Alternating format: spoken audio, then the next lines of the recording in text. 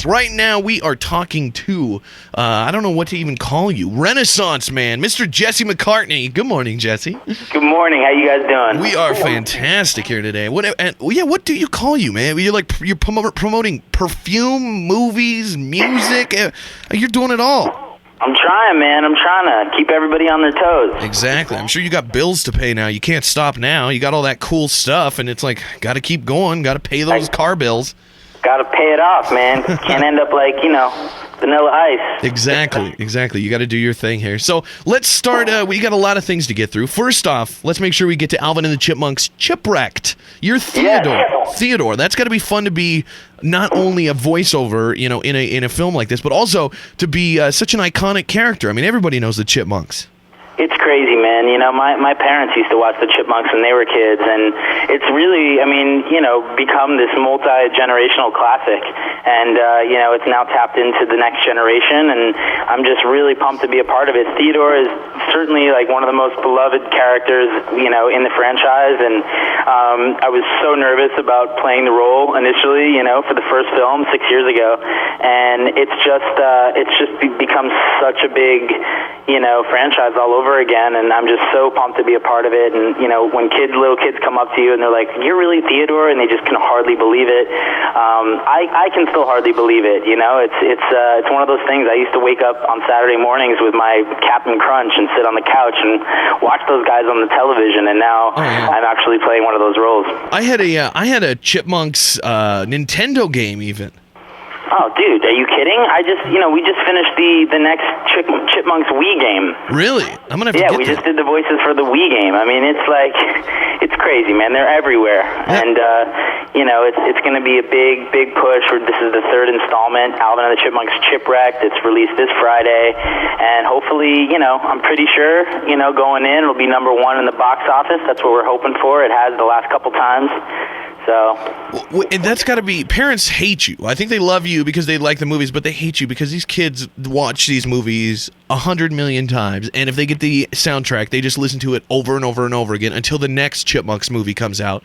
Oh yeah, it's definitely one of those where after a couple months they have to lock their kids up in a room with the album because they're so tired of hearing it. But you know what? That's a good thing, man. If kids are listening to the soundtrack, that's we're gonna keep making making these movies. And it's probably better that the kids are listening to Alvin and the Chipmunks than the new Drake CD.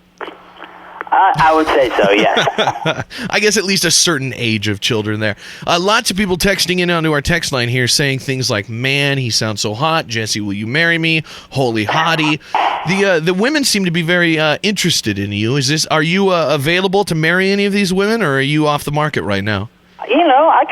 I could be. It depends on who it is. It depends on who I meet. Yeah, that's the problem with radio, is we never know. You never hook up with somebody or agree to do anything because you don't know what's on the other side of that text line or phone line. Yeah, I mean, I've had my fair share of romance over the years, and I'm in a nice little situation now without getting into too much, specifics, but I'm a happy guy. I've got everything that I could possibly want. I got a good lady in my life. Yeah, you're dating Megan Fox, right? Yeah, right. Who told you that? I read that on rumorsijustmadeup.com. Oh, dude, that's a great website. It's all entirely true, that website. Exactly. What else do we have going on here? I mean, let's talk music for a second here. Of course, sure. I mean, that's what a lot of people know you for is the music. What's new in the music world for you? Well, I have, I've had this album that I've been working on for the last 2 years, and we released a single at the end of 2010 called Shake.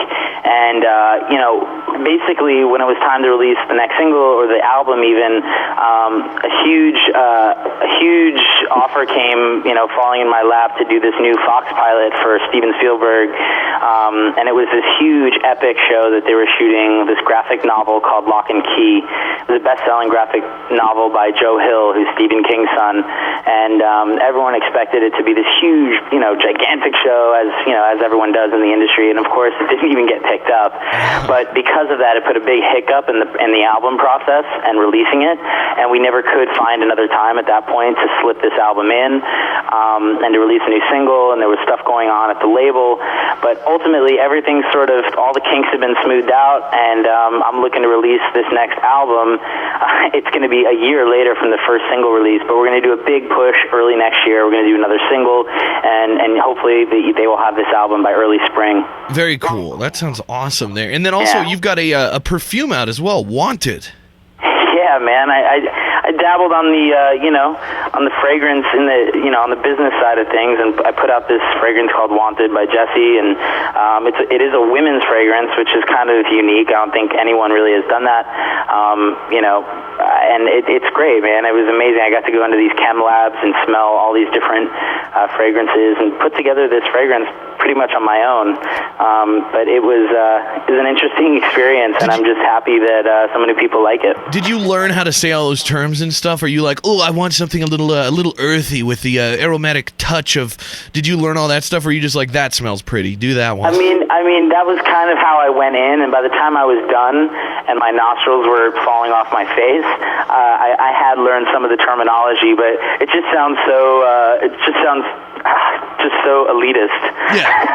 To be saying things like, oh, I prefer a little more musk, but it is true. I mean, it's true. I prefer a little bit more musk as opposed to like a floral scent on women, and gives it a little bit more, it's a little less like fruity and feminine than most women's fragrances. But I pretty much, like you said, was like, yeah, I like this. No, don't like that. I got a pretty good, clear idea as to what I didn't like, and that's kind of the hardest battle. That's cool. Well, I always wonder that with these perfume deals and stuff, that when celebrities do this, is it something where they pay you at the beginning to license, like they get your name, you create the perfume, and then they just go and sell it and you get a fee at the beginning? Or is this something that like it's like your product where the more it sells, like, I mean, are you involved in the business on the back end, or is it more like a licensing deal where they can use your name and the thing you created?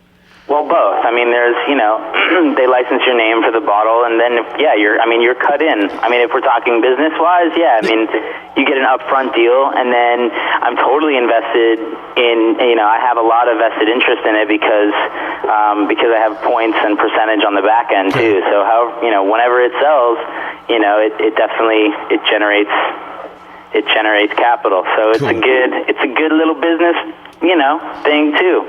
Good. What do you think of, somebody wants to know about Justin Biebs here. What do you think of the Biebs? Are you a fan? Are you a friend? I love the Biebs. I like his music. I love his voice more, but I think he's definitely going to get his shot to do the crossover into real mainstream. I've yet to hear like a big song on the radio yet, which I'm looking forward to, and I think he's definitely got the chops.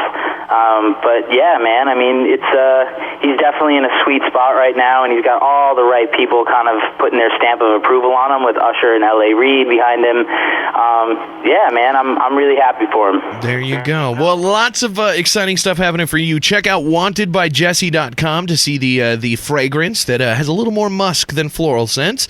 Also, check out look for the new album and go buy all his old stuff on iTunes. And also, check out Alvin and the Chipmunks Chipwrecked this Friday, where Jesse plays Theodore, Jesse McCartney. Everybody, hey, if we can play one Jesse McCartney song, what's your favorite? Like, what should we throw in right now for everybody?